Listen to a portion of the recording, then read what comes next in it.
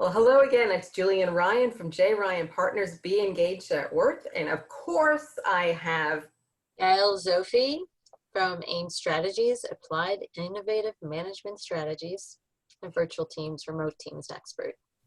well, thanks.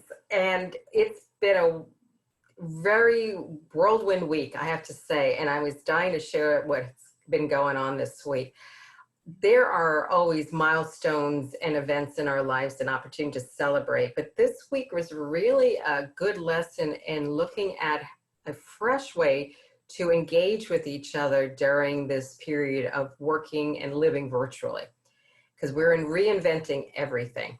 So I have been at a virtual business competition watching a young woman compete for her business live on Facebook. I went to a virtual wedding on Monday with a young couple who decided, since they're in quarantine, they want to spend the rest of their life together, and they've been a long time couple. And I went from going, well, that's different, to really experiencing a wonderful event on camera.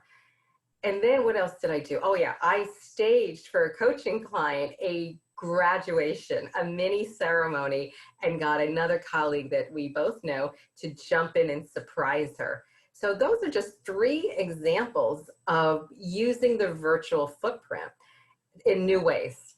Everything that I was saying, well, I can't believe we're doing this, ended up being a real lesson in connection and reinventing things in a good way and taking time to celebrate and have some hope in the midst of all this.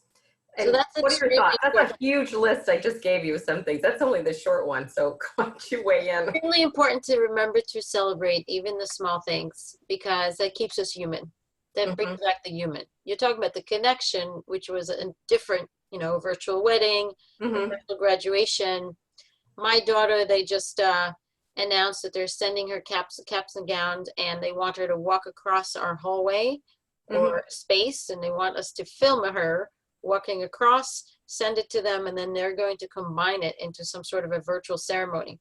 But these things, human beings are very creative. There's been the virtual philharmonic. Each individual was playing and the whole philharmonic played together. Virtual dance exercises have been going on where troops are actually doing stuff.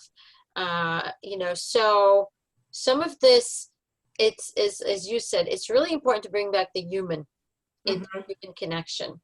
And way back in the book, I actually wrote about celebrations, but in the celebrations in virtual teams are things like the virtual water cooler, the virtual happy hour, the virtual pizza party. So yes, we can't be together in the same place, but maybe we can all raise a glass or have a party. What I find very fascinating with all of this is that we are finding new ways to express. Human beings are finding new ways to express themselves, and it's kind of cool, right? How was that wedding? It was amazing. We saw 100 people. Some of them, my husband had coached this young man who was getting married. So we saw friends, we saw athletes we hadn't seen in a while. We saw dear friends across the way. I'm pointing like you could see this. And it was great. And I have to say that when we showed up, we showed up. He came in his tux first thing on a Monday morning. I had a long dress, and my husband, who's an educator, taught his math class and showed up at a meeting in his tuxedo on Zoom. So not only did we have a shared experience there, it rippled out into other aspects of his own team and gave the students something to smile and laugh about or gossip about. Did you see what happened, Mr. Ryan? He wore a tux to class. So it was just special. And the young couple, I think, gave the best lesson in their video, because they weren't doing to be sensational. This opportunity discovered them, and they were the right people for it. And the young man said that you never know what's going to happen with tomorrow. So why don't we take a moment to celebrate and really appreciate what we have now? And that, I thought, is a great, we don't need to even elaborate on that. We don't need to say anything more. It's really important to celebrate the now. Find the things to celebrate. Find little things that you're happy about. Like you asked me before we started this recording, what was one thing good that happened to you this week? We normally think about all the negative. Oh, I didn't get this and I didn't get that and I didn't follow up. But well, what was one good thing that happened?